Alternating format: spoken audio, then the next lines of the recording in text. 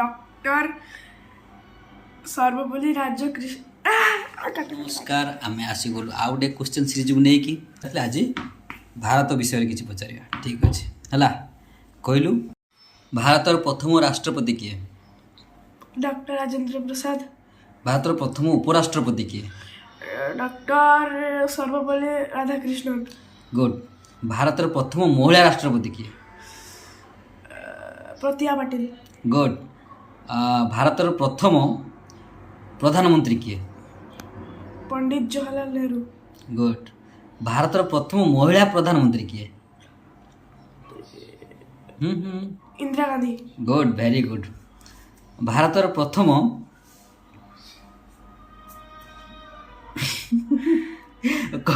ଭାରତର ପ୍ରଥମ ମହାକାଶଚାରୀ କିଏ? ମହାକାଶଚାରୀ ପ୍ରଥମ। রাকেশ শর্মা। ଗୁଡ୍। ଭାରତର ପ୍ରଥମ ମହିଳା ମହାକାଶଚାରୀ କିଏ? কল্পনা চাওলা। Very good. ଭାରତର ପ୍ରଥମ ଯିଏକି ନୋବେଲ ପୁରସ୍କାର ପାଇଥିଲେ? রবীন্দ্রনাথ টাগর। ଗୁଡ୍। ଆଉ ଗୋଟେ କହ, ଭାରତର ପ୍ରଥମ ରାଜ୍ୟପାଳ କିଏ?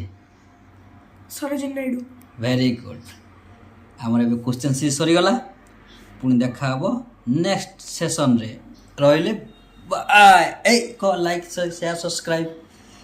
লাইক করিবে, সবসক্রাইব করিবে আর বেল আইকন কো টাং টাং করিবে।